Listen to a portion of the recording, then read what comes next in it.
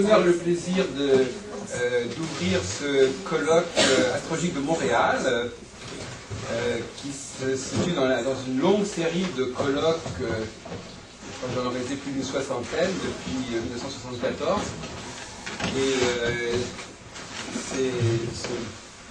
je ne sais pas, le mot colloque est peut-être un peu ambitieux, mais c'est à nous de lui donner sa véritable substance. Donc je pense qu'à la fin de la journée, on va dire que c'est vraiment un colloque. Mais ça, c'est le design colloque. Et donc, je suis très content de pouvoir organiser ce colloque. J'ai déjà organisé des colloques à Genève, à Bruxelles, à Londres, et aussi bien sûr en France. Et c'est un honneur de faire ce qui est peut-être pas la plus facile à régler. Est-ce que l'astrologie, on va laisser de côté pour l'instant la question des nouvelles planètes, mais est-ce que, alors c'est une question qui pour les étudiants en astrologie va paraître tout à fait incongrue, est-ce que l'astrologie, par définition, doit utiliser tout ce qui existe au niveau de l'astronomie? C'est-à-dire, est-ce que tout ce qui est astronomique fait sens pour l'astrologie? Est-ce que c'est un postulat? Est-ce que c'est, d'ailleurs, on peut se demander si c'est pas un des postulats de l'astrologie de dire du moment qu'il y a tant de planètes, et bien chaque planète, il faut lui trouver une signification, etc. Ou bien éventuellement, est-ce que, peut-être que l'astrologie n'a pas besoin de tout ce qui existe sur le plan astronomique? C'est la question, d'ailleurs, un mot qui est un peu bizarre pour vous, c'est le mot besoin. Est-ce que les hommes ont besoin de tout l'arsenal astronomique pour faire quelque chose? Alors ensuite, on va aborder la question de cette fameuse affaire des nouvelles planètes qu'il faut intégrer ou pas, astéroïdes, Chiron, etc. Est-ce qu'on en a vraiment, même les transsaturniennes, est-ce qu'on en a vraiment besoin, puisqu'ils étaient inconnus de nos ancêtres? Donc la première question, c'est comment l'astrologie est née, en fait. Donc, comment l'astrologie est née? Comment est-ce qu'elle a pu commencer à fonctionner? Deuxième question, l'astrologie contemporaine, c'est-à-dire est-ce que les nouvelles planètes, il faut absolument les utiliser, jusqu'à quel point? Ensuite, il y a la fameuse question des facteurs fictifs, hein, la lune noire, les axes des nœuds, même la notion ascendant, enfin, tout ce qui n'est pas astronomiquement, ça peut être calculé astronomiquement, mais qui ne correspond pas à une corporéité et une matérialité planétaire, hein, parce qu'il faut distinguer ce que l'on appelle l'astronomique et le méta-astronomique. L'astronomique, c'est par exemple qu'il y a telle planète ou telle étoile. Le méta-astronomique, c'est-à-dire par exemple qu'il y a un signe zodiacal. Bon, un signe zodiacal, ça existe, mais ça n'a pas la même réalité qu'une planète. Même une constellation, bon. Donc il y a des découpages qui peuvent être calculés mathématiquement, comme les nœuds lunaires, mais qui ne correspondent pas forcément à une présence pleine. Même l'axe des solstices et des équinoxes n'est pas forcément articulé sur des facteurs matériels, même si on sait ce que ça veut dire, visuellement, on ne voit pas forcément, tiens, voilà l'équinoxe qui passe, on voit pas. On peut voir une conjonction Soleil-Lune, on ne voit pas forcément l'équinoxe, on sait que c'est l'équinoxe, mais on le voit pas de façon visuelle. De la même façon, encore une autre question, donc c'est les étoiles fixes. Alors les étoiles fixes, on les voit pourtant, on les a vues depuis toujours, mais comment se fait-il qu'on ne les utilise pas, par exemple? Pourquoi on ne les utilise pas? Parce qu'elles ne font pas partie du système solaire, etc. Et puis, dernière question subsidiaire qui sera l'issue du colloque, c'est-à-dire est-ce qu'on n'est pas submergé justement par une très grande quantité de facteurs, et est-ce qu'il ne faudrait pas mettre en avant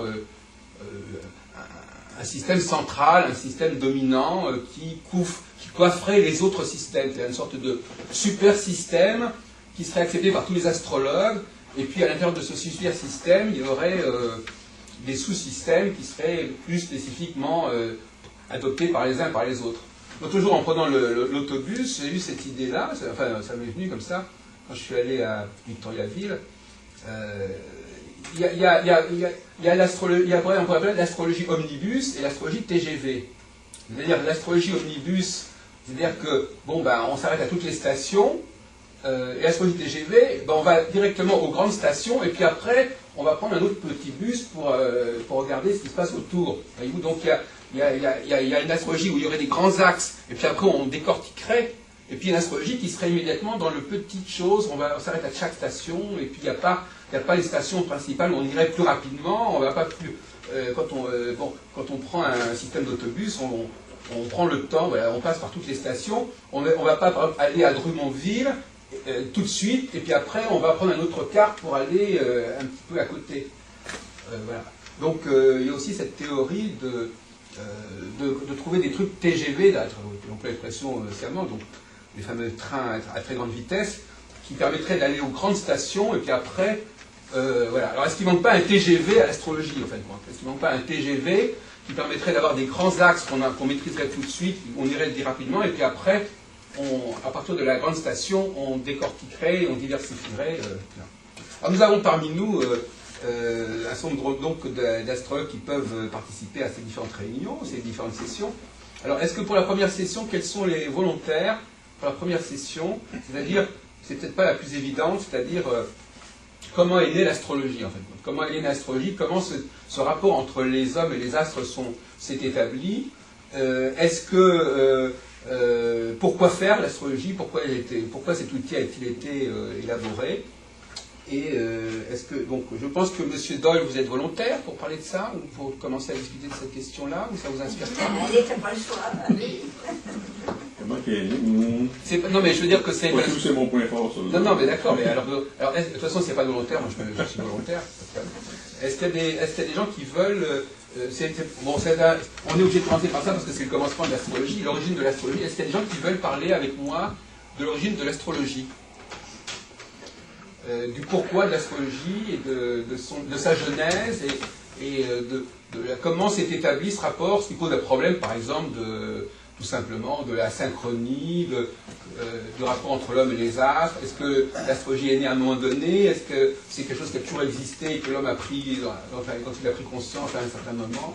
On a un astrologue qui est un historien à Montréal qui s'intéresse beaucoup à ces choses-là, c'est Axel Harvey. Mais il n'est pas encore arrivé. Ben, tant qu'il soit arrivé, vous posez la question. Alors on a qu'à passer à la question suivante. Il est pas aussi. On va passer à la question suivante et puis on reviendra sur la première question. On reviendra à la deuxième, on reviendra à la question par la suite. C'est pour les volontaires. C'est ça. Alors la question suivante, c'est une question quand même... Enfin, je suis quand même obligé de faire... Je crois qu'on ne peut pas vraiment aborder la question suivante sans aborder cette question-là, mais c'est implicite, effectivement. C'est-à-dire... voilà. Donc il y a des astres qui sont... Bon, c'est la question du... J'avais une discussion avec M. Michon ce matin qui était assez amusante sur le point. Il me disait, bon, maintenant qu'on a de nouveaux outils, en astrologie, on a des télescopes, on a des ordinateurs, donc on va pouvoir faire avancer l'astrologie, etc. Et moi je lui disais, oui, mais il y a un outil qu'il faut aussi considérer, c'est l'être humain. Parce que c'est-à-dire que nous sommes un outil capable de percevoir et de capter, de sentir et de ressentir les astres.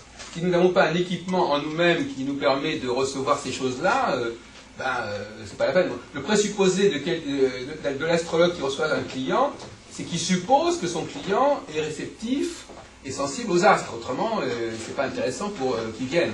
Donc c'est un premier postulat. La personne qui vient me voir, moi je dis toujours de manière assez amusante, le médium, c'est pas l'astrologue, c'est le client. C'est-à-dire que l'astrologue, à la limite, il pourrait très bien ne pas être sensible aux astres.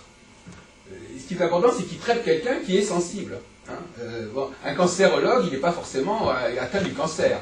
Donc quelqu'un qui est astrologue, c'est quelqu'un qui gère des personnes qui sont sensibles aux influences astrales. Influence, quel que soit le sens du mot influence. Mais ça ne veut pas dire que lui-même l'est, nécessairement. Donc c'est un petit détail que je précise. Au Québec, on a une sexologue qui est religieuse. Ben oui, par exemple. Un sexologue n'est pas forcément un spécialiste des performances sexuelles. Elle n'a jamais rien dit qu'elle n'avait jamais rien fait. Ah, on peut dire qu'il y a pas de là. C'est vrai qu'il y a Même Jean-Paul célibataire dans l'église. Les curés sont performants. Mais Voilà, je Madame Bussier. peux mettre un commentaire avec votre exemple et l'exemple de M. Michon.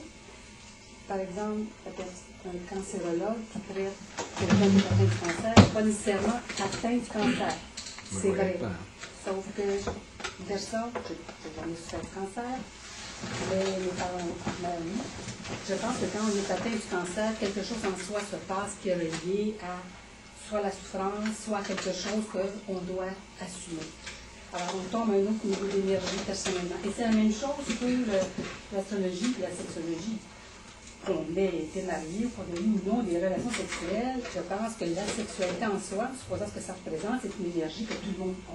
Il y en a qui vont l'investir en astrologie, d'autres en musique, d'autres dans les rapports sexuels. Je ne pas en nommer, je t'en ai déjà. Donc, je pense qu'en se plaçant à ce niveau-là, ça nous place en osmose, je dirais, en homéostasie avec plein de choses autour de nous, parce qu'en nous, on a une homéostasie personnelle qui est intégrée à ça. Donc, les choses, il y a quelque chose, donc, pour votre exemple de cancérologue ou de sexologue, parce que je reconnais cette chose-là, je l'ai avec une fille, on sent qu'elle est connectée avec quelque chose, avec cette autre personne. Donc, je pense que tout à fait là, automatiquement. Ça va chercher un petit peu l'origine de l'histoire de l'astrologie. Je ne suis pas une spécialiste, mais je me rappelle d'une émission qui s'appelle Découverte, que tout le monde connaisse. Je ne me souviens pas, c'est le faux 4 ans, ma mémoire est comme là. Et on présentait un objet qui est une espèce de disque, or, peu importe, je pense qu'on l'avait trouvé il y a 15 000 ans, d'après la datation, avec des cercles dessus. Je ne sais pas s'il y en a qui ont vu cette émission. Oui. Et quand j'ai vu ça, je ne savais pas ce que c'était, on se demandait ce que c'était, on a dit que l'homme avait un rapport intime avec la nature, peu importe. Mais je pense qu'il y avait déjà quelque chose chez l'humain qui était sensible à quelque chose en dedans de lui, qui était connecté avec quelque chose et qui était à la recherche de points de repère. Et ça, ils se sont créés un propre point de repère. Alors, je pense que c'est un petit peu comme ça. Les idées qui sont actuellement sur le tapis, c'est que il faut pas c'est pas la même chose d'être sensible au fait qu'il fait chaud et qu'il y a le soleil et à l'influence de Saturne ou de Pluton. C'est pas la même. On ne peut pas extrapoler nécessairement de l'un à l'autre. Le soleil ou la pluie, bon, ça s'impose à nous. On a besoin de capter un signal quelconque. Le résultat, enfin, par contre, pour des planètes, pour d'autres configurations planétaires, évidemment, c'est pas si évident ni de les voir, ni de les percevoir, et donc effectivement, se pose la question de savoir qui capte ces forces-là. J'ai tendance à... Alexandre Aubry. Oui, j'ai tendance à croire que, dans le fond, les planètes sont tout simplement une partie de nous-mêmes qu'on peut représenter avec leur position. C'est-à-dire qu'on a tous en dedans de soi, par exemple, qu'il existe une rage, une colère qui est là, qui est omniprésente, qui elle peut s'exprimer ou non. Et ça, c'est Mars on peut la visualiser à travers Mars. Et c'est à travers toutes les mythologies qui ont façonné notre monde, dans le fond, qui nous a permis peut-être de comprendre un peu plus qui nous sommes intérieurement, en voyant aussi avec l'extérieur cette symbiose avec l'univers. Oui, la question que vous posez, c'est de savoir comment on a découvert les forces en question. Tout à fait, ça vient de l'intérieur de soi. Je veux dire, Jupiter, c'est le plaisir, Saturne, nos responsabilités. On a tous en commun, dans le fond, ces éléments-là à accomplir dans la vie, d'une manière ou d'une autre. Alors, effectivement, donc je reviens sur cette idée que nous sommes l'humanité a construit des outils qui sont les êtres humains eux-mêmes. Nous sommes les outils par excellence de l'astrologie. C'est nous qui sommes capables de capter, d'intérioriser, d'intégrer ces forces. Donc il ne faut pas l'oublier, quand on parle d'outils, ce n'est pas uniquement le télescope, ce n'est pas uniquement l'ordinateur, nous sommes nous-mêmes les outils principaux, c'est parce que nous sommes des bons outils, plus ou moins bons d'ailleurs, que ça fonctionne. Alors, donc, la question qui se pose, c'est le problème du perfectionnement de l'astrologie. Comment peut-on perfectionner un outil? Alors, il y a des gens qui disent, bon, on va perfectionner l'astrologie en perfectionnant, effectivement, on va avoir des télescopes, on va faire... Mais l'être humain, lui, est-ce qu'on peut le perfectionner? C'est-à-dire que, on peut observer Pluton au télescope, mais est-ce que l'être humain est capable de capter Pluton? C'est pas du tout la même chose. Donc il ne faut pas non plus ne voir que l'être humain, c'est pas forcément comme vous le savez tous, on peut faire un énorme progrès au niveau technologique, on ne fait pas forcément progresser l'être humain au même rythme que les machines. Donc nous sommes des outils, mais ce sont des outils organiques, des outils physiologiques, et jusqu'à preuve du contraire, peut-être que le 21e siècle sera différent, mais jusqu'à preuve du contraire, on n'est pas très capable jusqu'à présent de perfectionner l'outil anatomique et l'outil biologique que nous sommes. Nous sommes presque identiques à ce que les êtres humains étaient il y a 20 000 ans. On n'a pas changé notre cerveau, notre quoi que ce soit. Il semble que, là c'est un autre sujet, mais le blocage, le progrès humain depuis des millénaires, il n'a pas amélioré l'outil humain. Il a amélioré l'outil que les êtres humains utilisent, mais l'outil humain lui-même, il n'a pas été amélioré. Qu'est-ce que vous en pensez, M. Meyer? Moi, je ne suis pas du tout d'accord avec ça. Non, c'est ça. Parce que quand on regarde les choses sur le plan de l'astronomie, donc sur le plan scientifique, ce qui nous frappe, parce que moi, ce qui me frappe, c'est un fait que c'est la vitesse avec laquelle les outils se sont perfectionnés, ce qui fait que nous sommes capables de voir avec les télescopes, les satellites, des choses comme ça, et les ordinateurs, des choses que nous avons très vite été capables de voir des milliers, des millions d'objets qu'on était absolument incapables de voir. Encore, vous n'êtes pas d'accord avec moi. Attendez, c'est que là le problème, c'est que quand vous dites au contraire, là où je ne suis pas d'accord, c'est quand vous dites que l'humain, il n'a pas évolué du tout. C'est qu'il n'a pas.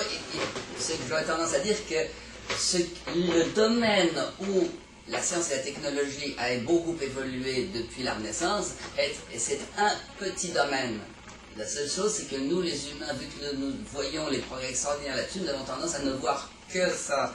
De sorte que l'évolution lente qui s'est produite depuis, comme je dis, 20 000 ans, depuis l'Atlantide, etc., qui est gigantesque, même depuis la Renaissance, il y a des choses dans l'humain qui sont qui ont des très gros changements qui se sont faits, mais ces changements se sont beaucoup plus subtils, et vu que c'est nous-mêmes et que nous n'avons pas encore autant pris l'habitude de développer le langage et l'axiomatique nécessaire, le côté scientifique pour pouvoir décrire l'évolution humaine, parce que nous avons été tellement fascinés par les progrès de la science de la nature, les progrès du monde matériel.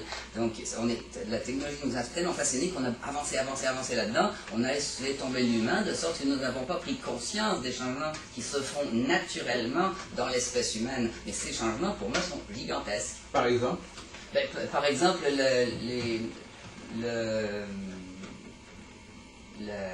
serait-ce que l'intelligence. Les humains sont beaucoup plus intelligents maintenant qu'ils étaient au Moyen-Âge. La connaissance, la faculté de créer des concepts abstraits qui rendent compte d'une certaine réalité est quelque chose qui a beaucoup évolué. Écoutez, par exemple, si on prend le langage, M. Meyer, le langage, nous utilisons des langues qui sont très anciennes, en fait, qui ont été élaborées, conçues depuis très longtemps.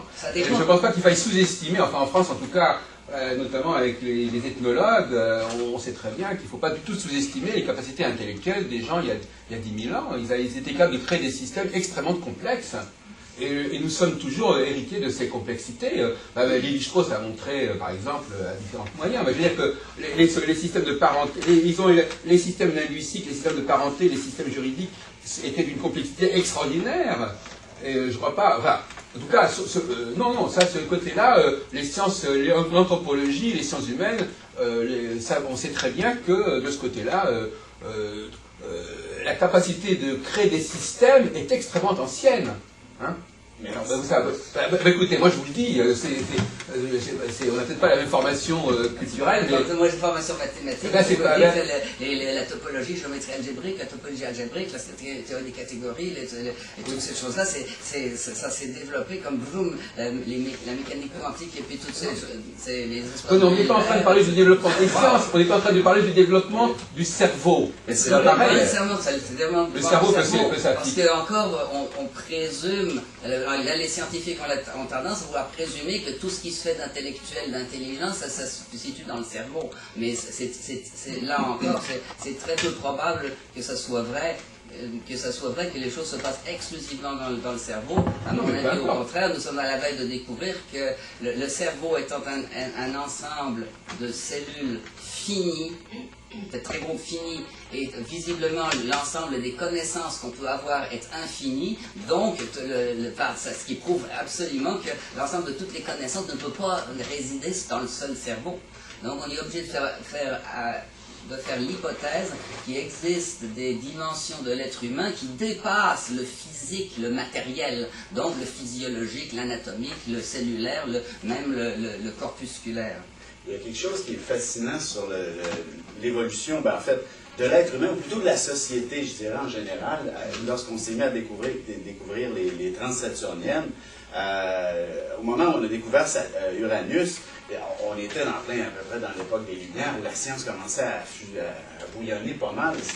Et justement, Uranus représente beaucoup cet aspect-là de la vie, c'est-à-dire... J'ajouterais même que c'était contemporain de la Révolution américaine Exactement. et de la Révolution française Ouais. il y a quelques années. Tout à fait. Puis sans oublier tout ce qui s'appelle scientifique, étant donné qu'Uranus est très associé à ça. Alors c'est quand même fascinant de voir, je veux dire, cette coïncidence-là. Et puis quelques décennies plus tard avec Neptune, où là c'est plus l'aspect artistique, et c'est là que ça s'est mis à exploser. Les arts se sont mis à... Les arts, mais aussi les révolutions de gauche. Tout à fait, exactement. 56, Et puis quand Pluton on a découvert qu'est-ce qui était arrivé, ben, ça a été la bombe atomique en même temps, la possibilité de détruire le monde au complet. 1920. Donc, à quelque part, il y a quand même... Et c'est ce que je trouve fascinant là, de ne pas ignorer aussi quand même, effectivement, les nouvelles découvertes astronomiques, parce qu'on dirait qu'elles sont en coïncidence avec le développement sociologique. Eris, la dernière planète qui a été découverte, Eris est contemporaine de la guerre de l'Irak, 2003. OK? Eris veut dire la colère, c'est la discorde. Exactement. Puis, effectivement, j'ai l'impression aussi qu'on touche... en fait, c'est comme c'était Young qui était très intéressant sur l'aspect du subconscient, qu'il y a une certaine facilité à utiliser avec l'astrologie, à faire un parallèle avec les archétypes et tout ça. Dans le fond, c'est quand on nomme une planète, est-ce que c'est tout simplement pas parce qu'on vient faire référence à une certaine imaginaire collectif qui est ancré, un peu comme les cellules, d'une certaine manière, l'ADN, dans le fond, on a tous un codage et puis c'est resté en nous. Regarde, je pense qu'avant qu'on découvre tout ça officiellement par la science, ça peut prendre un certain temps, mais si ça fonctionne, c'est intéressant à étudier, tout simplement, à analyser. Excusez-moi. Oui, Régis, Je pense qu'on est hors sujet. Ben oui, je sais, mais non, mais il y a un problème. Je suis désolé de dire qu'il y a une discipline dans la discussion qui n'est pas respectée du tout. C'est intéressant ce qui se dit, mais malheureusement, et puis en plus, je suis désolé de dire que nous sommes dans un colloque d'astrologie où il y a un certain nombre de choses que tout le monde connaît. Donc on n'est pas là pour répéter des évidences que tout le monde connaît depuis toujours. On est là pour parler de choses, d'aller un peu plus loin dans notre recherche. La question des transsaturniennes et comment elles sont arrivées, c'est un sujet qui avait été prévu d'aborder, mais sur ce que vous nous avez exposé, c'est effectivement la doxa, c'est la théorie en vigueur que tout le monde connaît par cœur, et qu'on pourrait d'ailleurs discuter, parce qu'on n'est pas là pour dire des évidences ou des banalités, on est là pour aller plus loin, justement. Madame Souza. Si je peux me permettre, pour revenir au sujet initial, ça c'est mon avis à moi, par exemple, je pense que tout, au niveau de l'être humain, tout a toujours existé, tout en potentiel. Maintenant, l'utilisation qu'on en a faite a changé au fur et à mesure des millénaires. Nos centres d'intérêt qui sont actuels ont été changés. On s'est tourné vers d'autres sujets peut-être différents qu'il y a 20 000 ans. Mais il n'empêche que je pense que tout a toujours été là. Je rejoins, au début je n'étais pas tout à fait d'accord avec vous, mais au fur et à mesure que vous discutiez de votre question initiale, je me dis effectivement, je pense que l'être humain n'a pas forcément évolué au niveau... Et puis il y a des conditions à remplir pour que ça fasse. L'utilisation de son potentiel a changé, a évolué. Moi c'est ce que je pense. Mais tout a toujours existé là, à mon avis. Non, justement, il y a eu un changement majeur chez l'être humain parce que jusqu'à environ autour de la période du Christ, un petit peu avant déjà, l'être humain était clairvoyant autrefois. Il avait des facultés suprasensorielles, il voyait le monde spirituel, invisible, que nous aujourd'hui on ne voit plus. Ces facultés-là se sont perdues graduellement avec le développement de la pensée logique, qui a été beaucoup évidemment avancé chez les Grecs. Parce que justement, le fait des facultés suprasensorielles, c'est un fait avéré dans l'histoire. Donc, il y a eu un grand changement dans l'être humain, puisqu'autrefois, l'être humain, quand il dormait, il était en contact direct avec les entités suprasensibles, mais plus aujourd'hui. C'est inquiétant ce que vous dites. Parce qu'effectivement, c'est inquiétant. Alors, le problème se pose à l'envers. C'est inquiétant. Peut-être que nous ne sommes plus capables de faire ce que nous faisions et de capter ce que nous étions capables de capter. C'est une question, c'est comme la question des accouchements provoqués qu'a signalé Gauquelin. Est-ce qu'on ne perturbe pas est-ce que nous n'avons pas... Alors, il y a deux questions. Hein. C'est la même question, mais merci d'avoir introduit ça. Effectivement, peut-être que l'outil qui était nécessaire pour capter certaines choses est-il toujours là? C'est même plus la question de savoir s'il peut être perfectionné, c'est déjà de savoir s'il est déjà encore là. Donc il y a deux questions à rallonge. Est-ce que nous avons toujours les moyens que nous avions autrefois? Et deuxièmement, est-ce que nous avons pu les perfectionner? Alors, concernant la perfection... On peut les retrouver par l'initiation, par des processus initiatiques. On peut retrouver ces facultés-là, mais autrement qu'autrefois. Parce qu'autrefois, disons, l'être humain jouissait de certaines facultés, mais il n'en était pas le maître. Il était, comme si on veut, guidé par des entités suprasensorielles, suprasensibles, tandis que aujourd'hui, si on reconquiert ces facultés, c'est avec un je, un moi installé grâce aux facultés logiques et rationnelles qui ont permis l'édification d'un je suis qui n'était pas là autrefois. Ça, c'est la grande évolution que l'être humain a faite. C'est le bon que l'être humain a fait. Bon, c'est quand même important, c'est majeur. Alors, ce que je voudrais dire, c'est que les conditions, ce que j'appelle, c'est la notion des conditions. Quelles sont les conditions pour que l'humanité puisse progresser, pas uniquement sur le plan technologique. Les religions ont joué un rôle important dans ce domaine-là, mais ce sont des conditions extrêmement lourdes. C'est-à-dire que pour que des modes de fonctionnement, pour faire évoluer l'humanité, vous savez qu'on est dans l'année Darwin, donc effectivement l'astrologie doit s'inscrire dans cette problématique de l'évolution de l'humanité quelque part. À quel moment se place-t-elle cette astrologie dans l'évolution de l'humanité? Il a fallu des choses très contraignantes. Hein. Il faut distinguer le culturel, c'est-à-dire que les gens regardent le ciel, c'est une chose, bon, on regarde le ciel. Maintenant que quelque part, le ciel, qu'il capte instinctivement ou de façon subconsciente le ciel, vous imaginez bien que ce n'est pas le même plan, ce n'est pas le même stade. Donc c'est ce qu'on pourrait appeler un set d'habitude. Entre le moment où on regarde simplement, si par exemple je dis aux astronomes, vous savez, nous les astrologues, on donne des significations aux planètes, ils diront pourquoi pas, vous faites ce que vous voulez. Mais c'est pas la même chose que de dire, nous naissons avec cette capacité de capter les planètes, c'est pas la même chose. Ce qu'on peut apprendre par l'éducation, c'est pas la même chose que ce qu'on apprend par l'hérédité. Donc l'enfant qui naît au moment où il est né, il n'a pas encore appris à regarder le ciel, a priori. Donc il est naturellement capable de le capter. Donc c'est pas la même chose. Donc la défense de l'astrologie sur un plan purement culturel, c'est rivresque, oui, on sait que les planètes sont à tel endroit, c'est pas le plan de l'astrologie. Le plan de l'astrologie commence lorsqu'on commence à dire que ce savoir-là, il est en nous, il est inné, et que nous savons instinctivement capter certains signes dans le cosmos. Donc ça demande quand même pas mal de compétences. Et la question qui se posait, et sur laquelle je voulais insister, c'était que cette faculté de capter des astres, on peut imaginer que nos ancêtres ont pu la développer, mais ça ne veut pas dire que nous soyons capables de capter les influences des nouvelles planètes ou des nouveaux corps qui n'étaient pas connus à l'époque. Donc l'humanité n'a pas eu le temps de les intégrer et de se brancher sur elles. Donc c'est une question qui se pose, que beaucoup d'astrologues aujourd'hui évacuent. C'est-à-dire qu'effectivement, ce n'est pas évident que notre organisme qui a su intégrer les astres à une certaine époque de l'humanité soit capable du jour au lendemain d'intégrer de nouvelles planètes. Ce n'est pas une évidence absolue. Qu'est-ce que vous en pensez, Richard Doyle? Est-ce qu'à ce niveau-là, vous n'êtes pas encore mûr pour la discussion? Je ne suis pas d'accord. C'est une question. Il y a trois personnes. T'interrompre. Non, il faut commencer. Si on prend par exemple le cas d'Uranus, c'est un exemple extrêmement intéressant qui a effectivement été découvert en 1700 par 81 par Herschel. Voilà. Aujourd'hui, on a Internet qui rejoint même les terroristes en fin fond de l'Afghanistan. C'est une planète, l'Internet est gouverné par Uranus.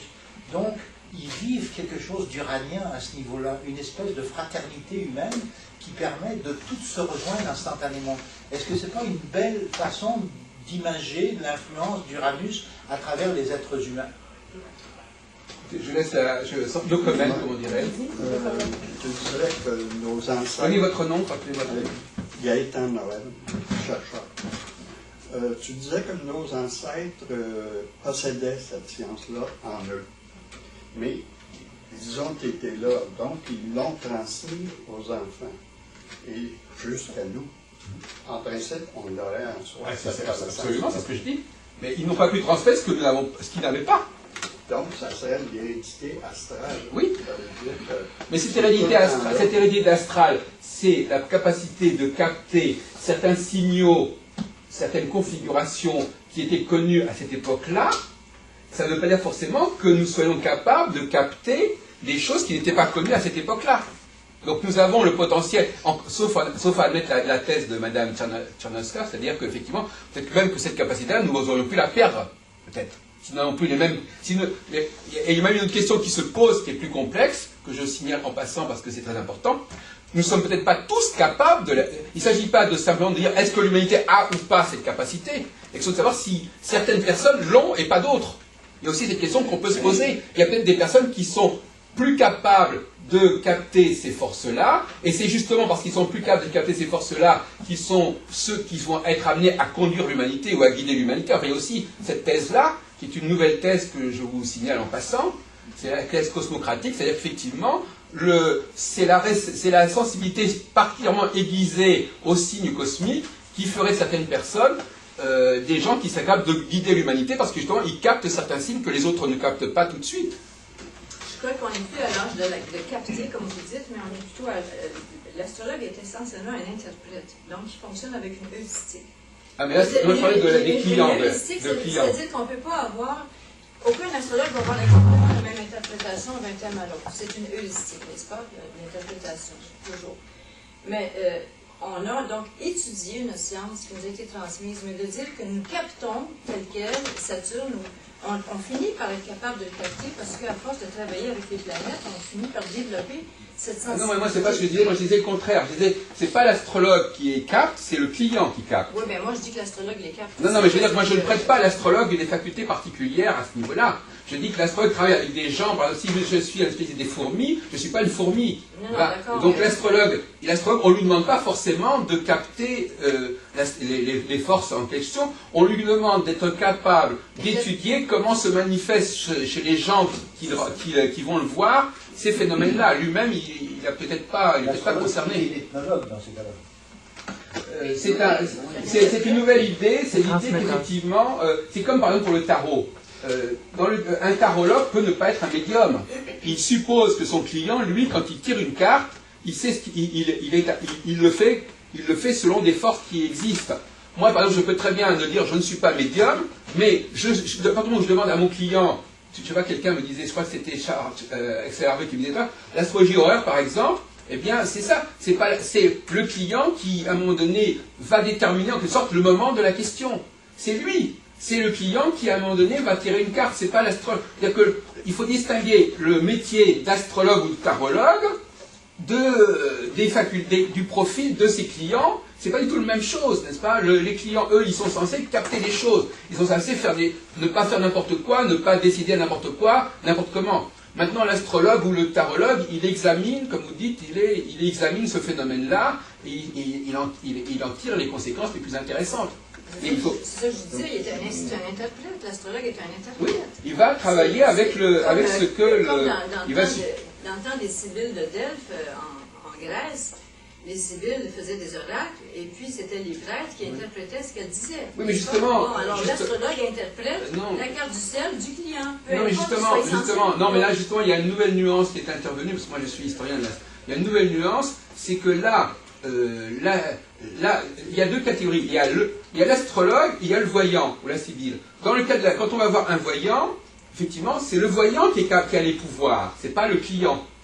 Quand on va voir, en revanche, quand on va voir un astrologue, c'est le client qui a les pouvoirs et pas l'astrologue. C'est-à-dire qu'effectivement, c'est-à-dire que c'est l'inverse. Quand c'est le tarot, alors dans le cas du tarot, c'est encore plus évident. C'est qu'il faut distinguer la catégorie où le consultant est celui qui a le pouvoir, et le client, on ne lui demande rien, en fin de compte, on lui demande simplement de recevoir l'information. Et dans l'autre cas, quand c'est l'astrologue, le client de l'astrologue, c'est celui qui est censé être marqué par les astres.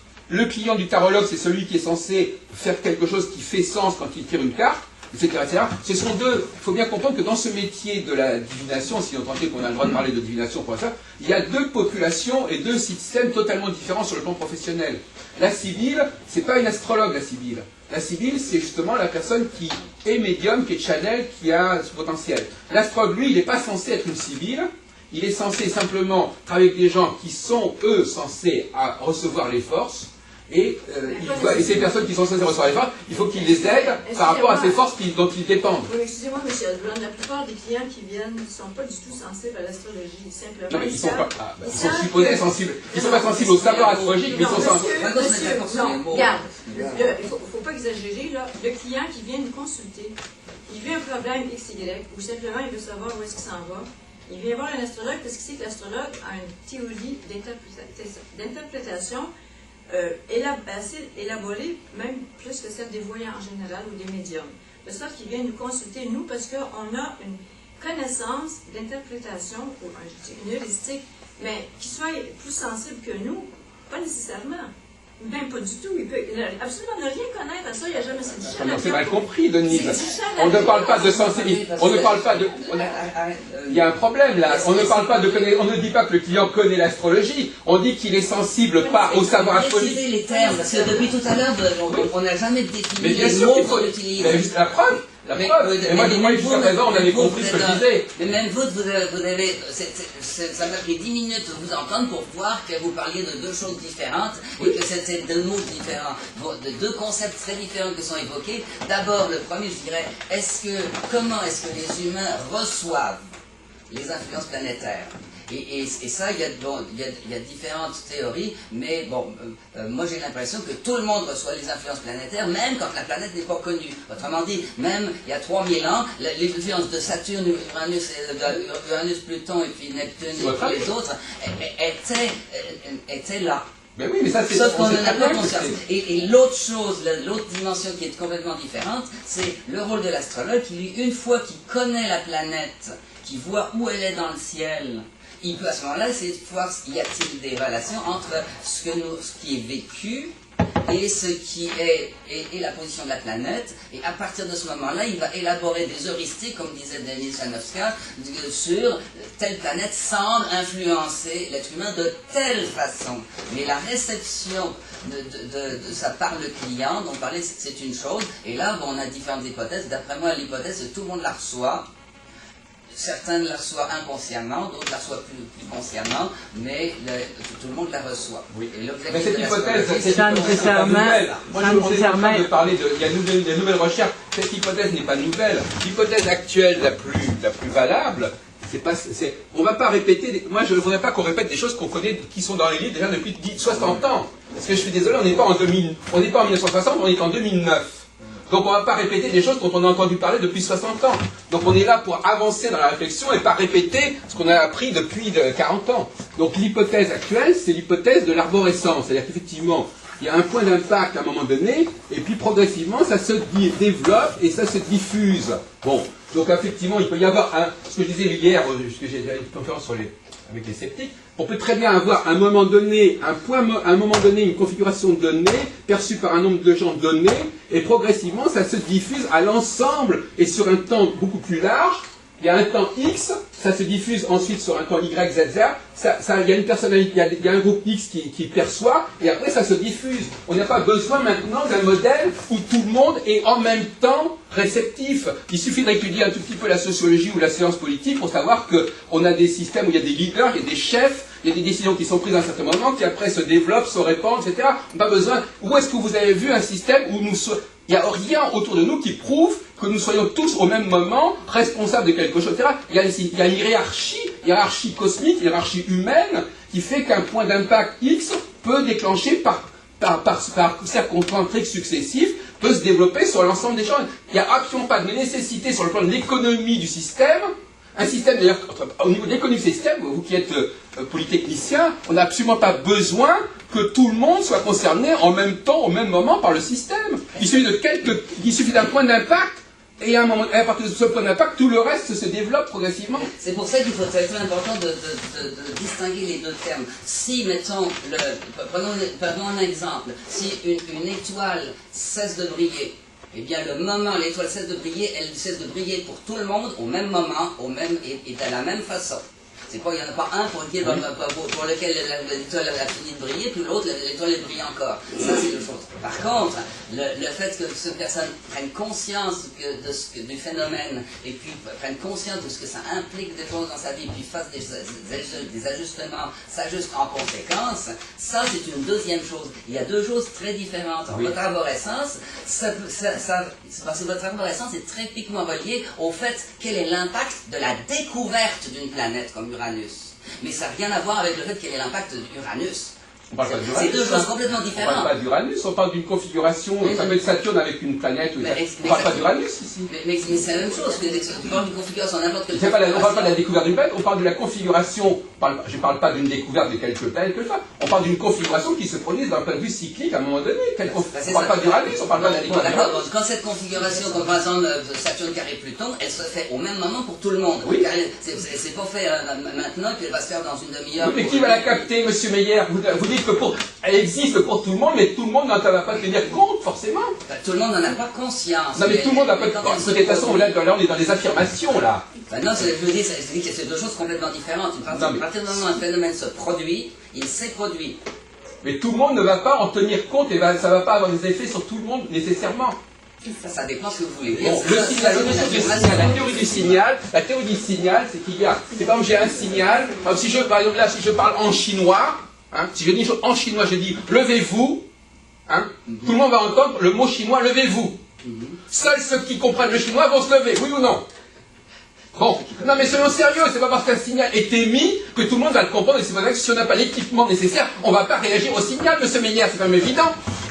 Bon.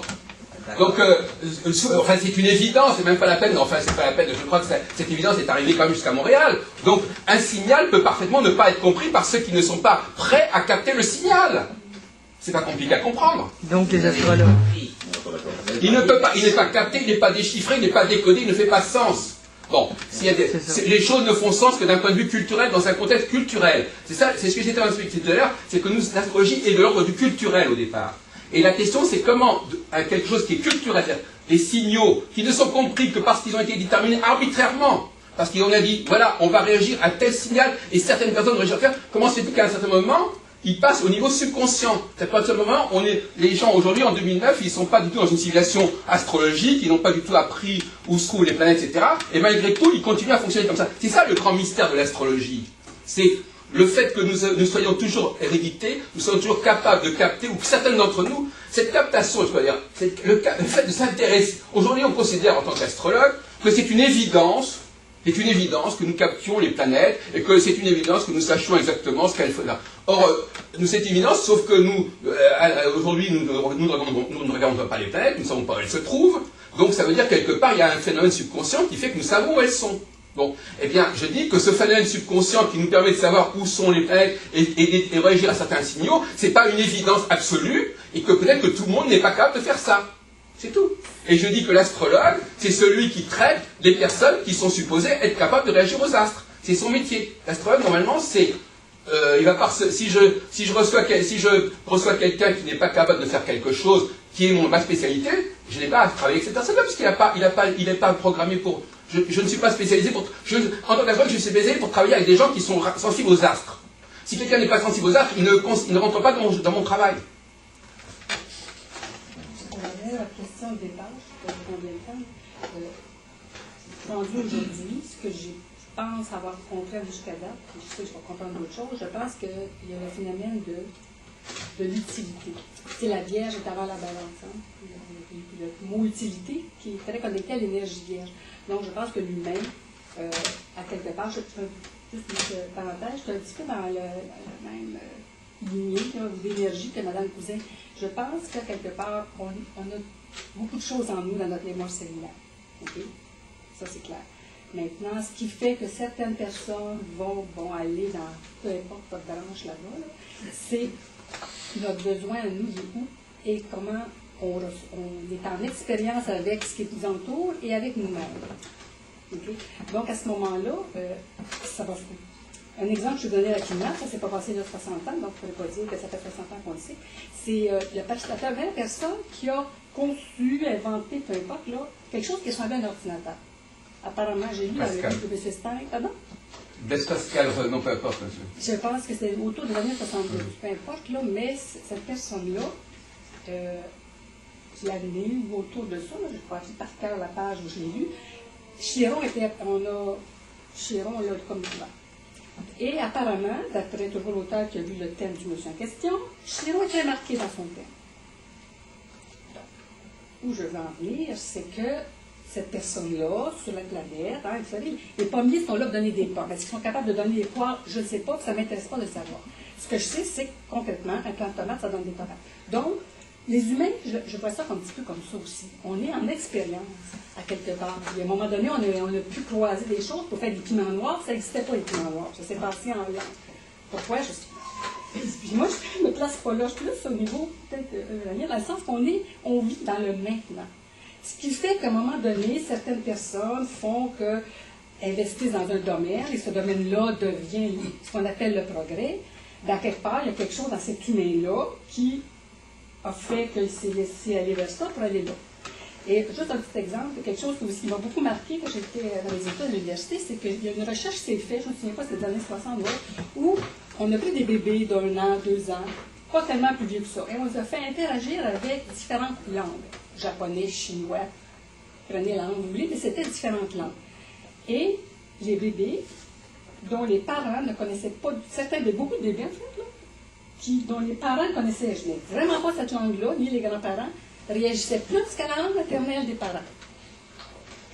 On n'a pas expliqué pourquoi, mais il y a une chose est certaine, il y a quelque chose qui est en nous. Et selon notre utilité nous-mêmes, spirituellement parlant, je dirais, sur la planète ou en interaction avec la Lune, c'est pas important. Le gars qui va aller sur Mars un jour, regarde, comment il va interagir son expérience, ça ne me concerne pas. Alors c'est là que moi je vois un petit peu, je suis bien par la tête, le rôle de l'astrologue, je dirais qu'on est une sorte de canal.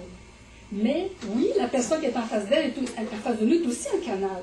Ah oui. Elle est un canal d'elle au départ, et si elle est au moment où elle nous voit, elle est dans un processus d'individuation, par exemple. De réceptivité.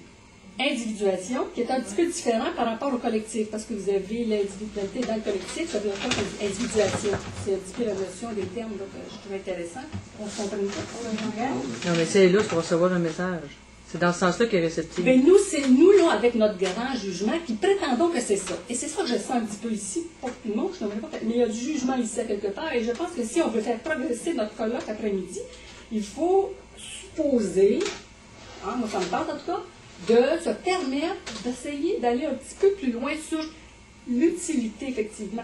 Elle a servi à quelque chose, ce qu'on appelle l'astrologie de l'humanité. On ne sait pas s'il y a 15 millions on appelle ça astrologie. C'est important de savoir. Je ne veux pas mésestimer l'histoire, mais moi, ce que je sais, c'est qu'on vient de changer de siècle. Là.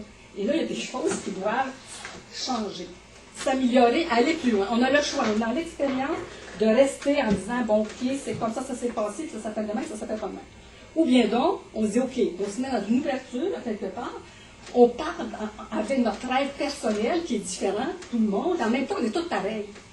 Mais, moi, j'ai envie, ici, je m'excuse, là, mais j'ai envie, moi, je suis ici parce que j'ai envie d'aller un petit peu plus loin, de voir un petit peu qu'est-ce qu'on pourrait faire de plus, à quelque part, quand on est en dedans. Parce que pour moi, quelqu'un qui fait ce qu'on appelle l'astrologie, moi, je me considère comme une psycho-astrologue, c'est mon choix, c'est un choix que j'ai fait très clair, mais on a une grosse responsabilité, c'est que si notre vie a fait qu'on est rendu ici aujourd'hui, c'est qu'à quelque part, on a à contribuer à quelque chose.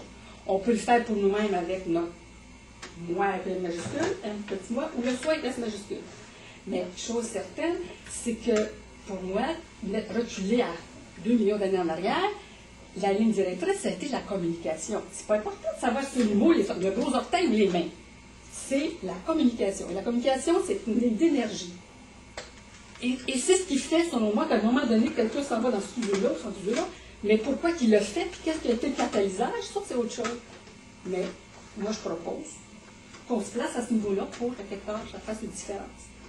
Est-ce qu'on peut faire un parallèle un petit peu entre, par exemple, l'évolution de la psychologie puis l'évolution de l'astronomie-astrologie, dans le sens où, il y a 200 ans, je veux dire, quelqu'un qui agissait pas comme les autres était un malade mental, point à la ligne, il n'y avait pas d'autre chose. Oui, parce que ça Aujourd'hui, il y en a ça une répondait à un panoplie de maladies. C'est tout simplement que ça existait avant, c'est juste qu'on l'a catégorisé. Et peut-être l'évolution aussi astronomique. Elle répond à un besoin. l'astrologie. Elle répond à un besoin. À chaque 100 ans, il y a des nouvelles formes musicales qui ont paru. Pourquoi? Pourquoi la musique militaire, à un moment donné, a paru? Hein? C'est peut-être une bout d'étude. Une bout d'étude, étant donné que qu'on parle des transactoriens. On ne peut pas analyser pourquoi la musique militaire est sortie à telle époque. C'est qu'il y a quelque chose qui se passe au niveau de l'inconscient collectif, qui est capté ou non, c'est pas important, mais il y a un musicien quelque part qui a décidé, oh, pourquoi ça avait un rôle? C'est parce que c'était une utilité importante, qui pouvait ou non, selon le lieu d'arrivée de la personne, contribuer ou non. On pourrait faire ça chaque siècle, donc. Oui, écoutez, on va pas précipiter le débat. D'abord, quand vous dites qu'effectivement on est là pour ne pas perdre son temps, on n'est pas là donc pour répéter des évidences. Bon, donc effectivement, on pourrait commencer le colloque en disant voilà la série d'évidences que tout le monde connaît, on va voir si on va y réfléchir. Alors, moi je peux énumérer les évidences ou les pseudo-évidences, donc c'est le point de départ du colloque, les pseudo-évidences, donc on n'est pas là pour ressortir avec les mêmes pseudo-évidences, on est là pour réfléchir.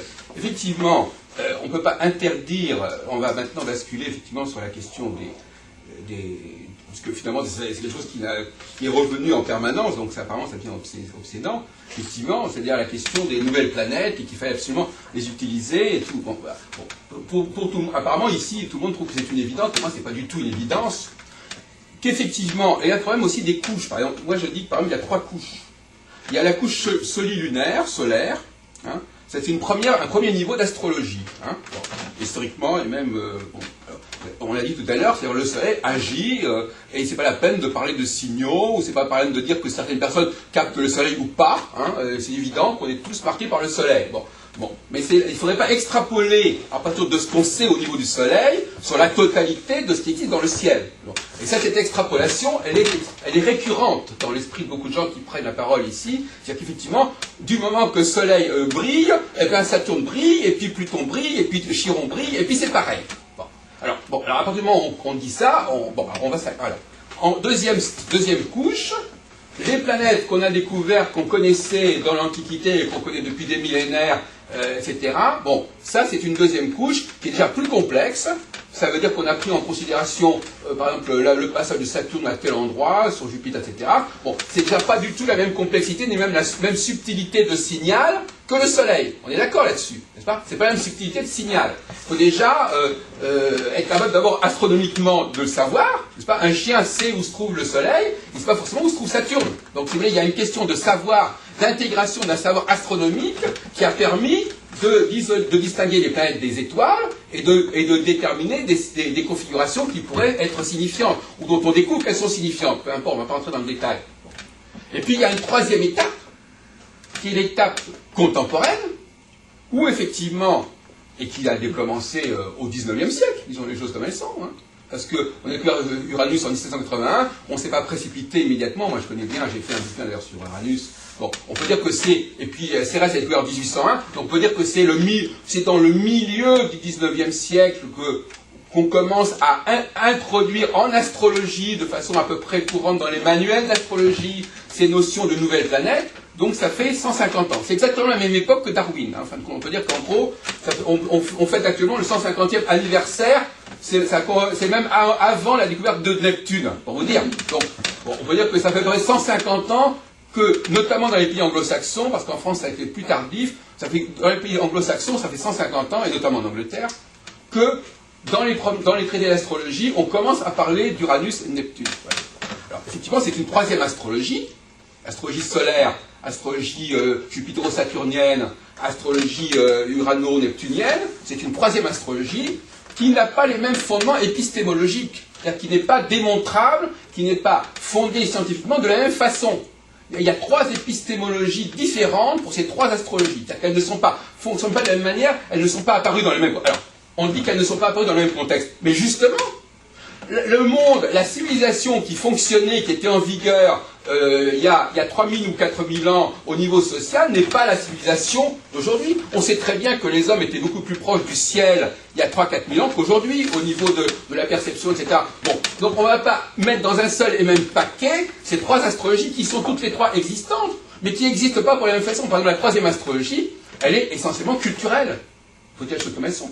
Il faut savoir que ça existe, on l'apprend, par exemple, on vient d'apprendre que telle planète a été découverte, bon voilà, c'est culturel. Ça fait partie de l'ensemble de l'égrégore astrologique, du champ astrologique, mais on ne peut pas le mettre sur le même plan, on ne peut pas mettre la découverte de Chiron sur le même plan que Jupiter ou que le Soleil. Ce sont trois facteurs qui ont chacun leur assise scientifique différente.